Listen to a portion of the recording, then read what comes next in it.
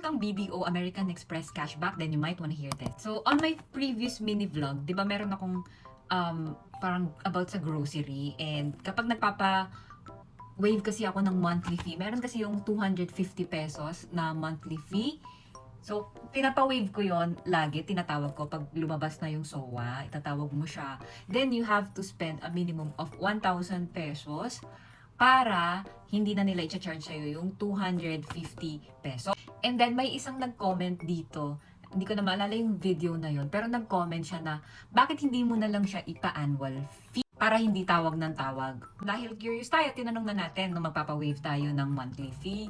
But the conditions are different. Monthly basis, after lumabas yung SOA, then charge ka diba ng 250 pesos, magre-request ako ng reversal, then 1,000 pesos for 30 days. That is for me to be eligible para ma-waive yung monthly fee. Sa case naman ng annual fee, kasi pag i-multiply mo, 250 pesos times 12, so roughly nasa 3K, have to spend a minimum of 7,500 pesos for the next 30 days para ma-waive niya yung annual fee.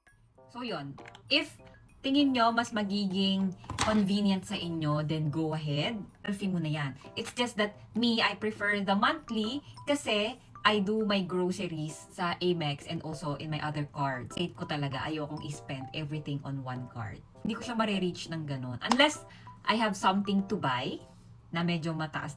And hindi din kasi siya pwede sa mga installment. So for example, bumili ka ng gadget, kasi papa-installment mo siya for 6 months, ganyan.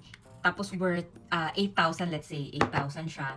Hindi po siya kasama doon sa sinasabing you spend 7,500 for the next 30 days. Dapat rate payment, which means kailangan mo siyang bayaran on the next month kaagad.